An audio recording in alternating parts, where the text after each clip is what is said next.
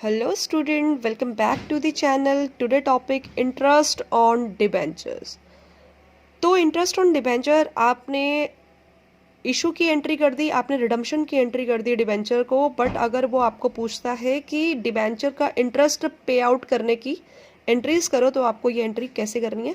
सबसे पहले मैं आपको बता दूं कि डिबेंचर के आगे जो परसेंटेज लिखी होती है ये ही आपका रेट ऑफ डिबेंचर है, रेट ऑफ इंटरेस्ट है और इसी से आपको इंटरेस्ट देना है। तो जो भी डिबेंचर के जितने भी आपकी नंबर ऑफ डिबेंचर है इनटू जितनी भी फेस वैल्यू है 100 है तो उसको मल्टीप्लाई करके जितनी भी फेस वैल्यू आएगी उसी पे आपको इंटरेस्ट निकालना है।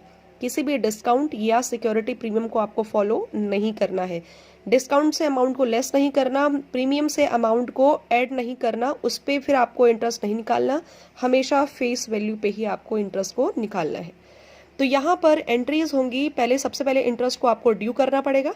ड्यू की एंट्री होगी interest on debentures account debit to debenture holder, क्योंकि एक्सपेंसेस होता है और ऑल एक्सपेंसेस आर डेबिट, और डिबेंचर होल्डर को मिलना है तो क्रेडिट, और उसके बाद डिबेंचर होल्डर को पेमेंट करेंगे तो debenture holder credit card debit करेंगे और टू बैंक करके उसको पेमेंट कर देंगे।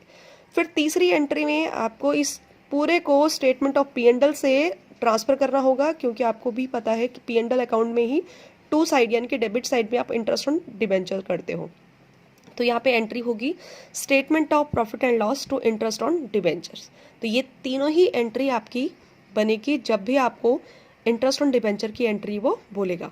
एक और चीज़ ध्यान रखनी है स्टूडेंट कि अगर वो इंटरेस्ट को बोलेगा कि आपको इंटरेस्ट हर 6 महीने बाद देना है तो आपको 30 सितंबर को एक एंट्री, ये तीनों एंट्री करनी पड़ेंगी और फिर 31 मार्च को भी ये तीनों एंट्री करनी पड़ेंगी।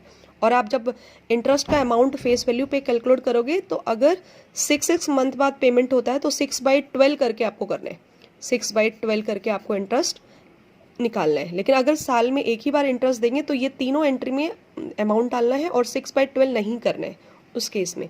तो ध्यान रखिएगा ये सब। Thank you for watching.